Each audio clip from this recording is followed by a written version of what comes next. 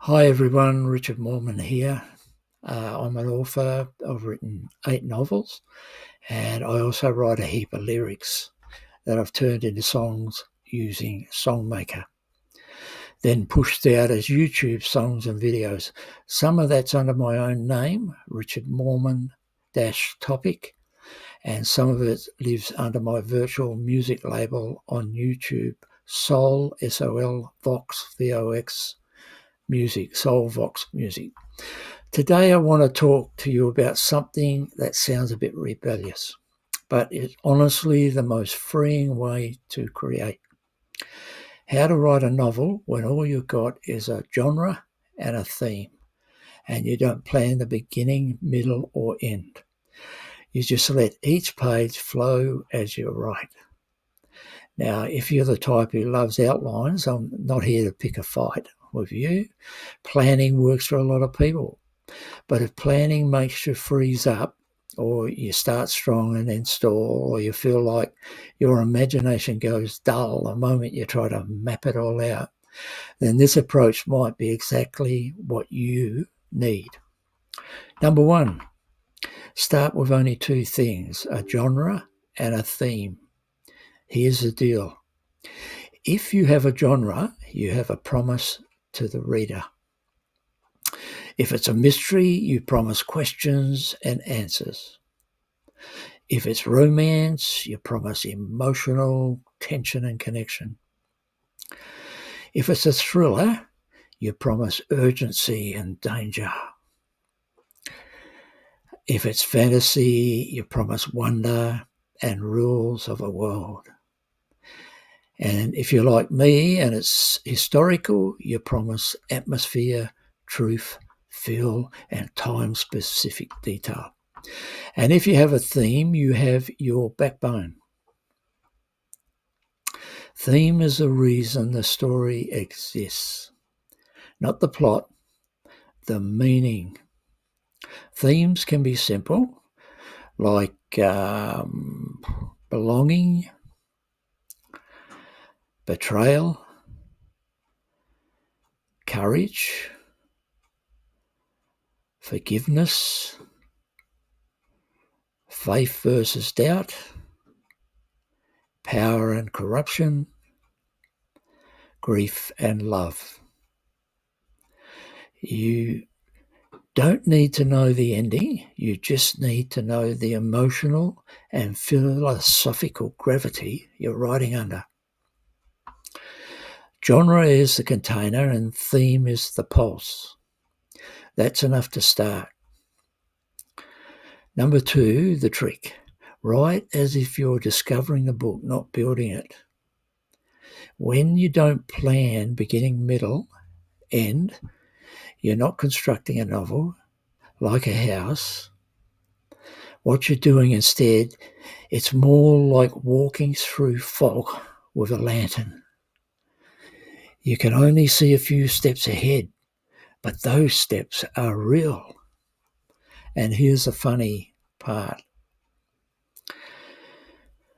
Readers don't actually care if you plan it. They care if it feels true while they're reading it. So your job is to make every page feel alive, not perfect. That's the flow method I'm talking about. You write forward and you let the story reveal itself. Number 3, create a starting situation, not a plot. A lot of people ask, but Richard, what do I start with if I don't have a plot? You start with a situation. A situation is basically a person under pressure with something at stake. That's it.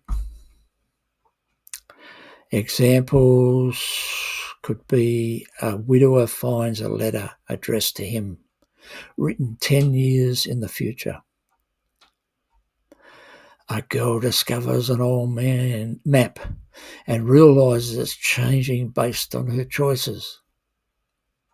A detective is forced to work with a person who ruined their life. A farmer's son finds gold and it brings ruin, not riches. A scientist trying to prove something rational starts encountering something spiritual. Notice what I didn't say? I didn't say the ending. I didn't say the midpoint twist. I didn't say the 3-act structure. I just said, here's a human being and here's the problem, squeezing them. That squeeze generates story. Number 4, ask one question at the end of every writing session. If you want this approach to actually carry you through a whole novel, you need one simple habit. At the end of every session, ask, what would happen next if this were real? Not, what would be exciting for a movie trailer? Not, what would express or impress an English teacher? Not what would perfectly match the hero's journey. Just, what would happen if this were real? That question keeps you honest. The honesty creates momentum. Act 5 or number 5, let characters create the plot by making choices. When you don't outline, the plot comes from decision making. So instead of planning plot points, you lean into this. What does my character want right now? What are they afraid of? What lie do they believe? What would they never do until they have to? And every time they make a choice, you get a consequence. Choice, consequence, new choice, bigger consequence. That's a plot. You don't need to plan it. You need to follow it. I'll say it clearly. A novel is not a plan. A novel is a chain reaction. 6. Use theme as your compass when you feel lost. You will get lost sometimes. That's normal. When you do, don't panic and don't stop for 3 weeks. Go back to your theme. Let's say your theme is forgiveness, as an example. If you're stuck, you can ask questions such as, who needs forgiveness right now? Who refuses to forgive? What action would make forgiveness harder? What action would make forgiveness possible? Theme gives you direction without forcing you to outline. Theme is your compass in the fog. Number 7, make your first draft deliberately messy, but keep it moving. This one matters, especially for people who keep restarting. The flow method only works if you give yourself permission to write a draft that is not polished. Because the first draft's job is simple. Exist. That's it. Some pages will be brilliant and some pages will be clunky. Fine. You're not writing the final book. You're writing the raw clay.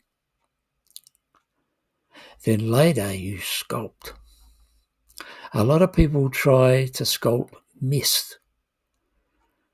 You can't. You need clay first. Number 8, a practical way to keep going. The scene's promise. Here's a simple technique to keep things rolling. Whenever you start a new scene, make a promise like this. In this scene, someone will discover something, lose something, decide something, confess something, hide something, risk something.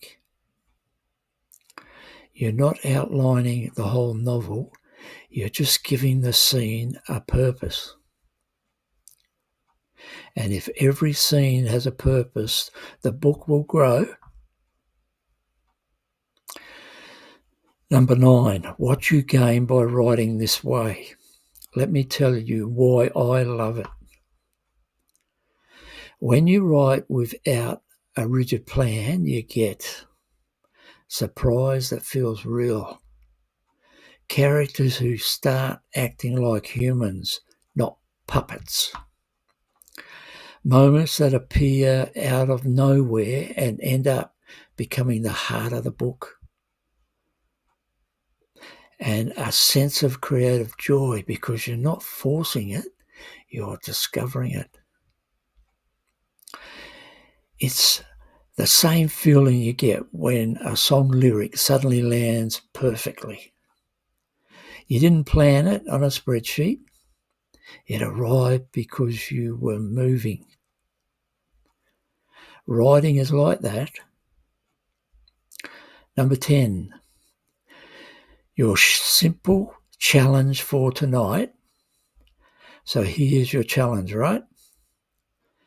Pick a genre, a theme, a situation, and write one chapter without worrying where it's going. Just write it like you're watching it happen. And at the end, ask, if this were real, what happens next? Then write the next page. That's how novels get written.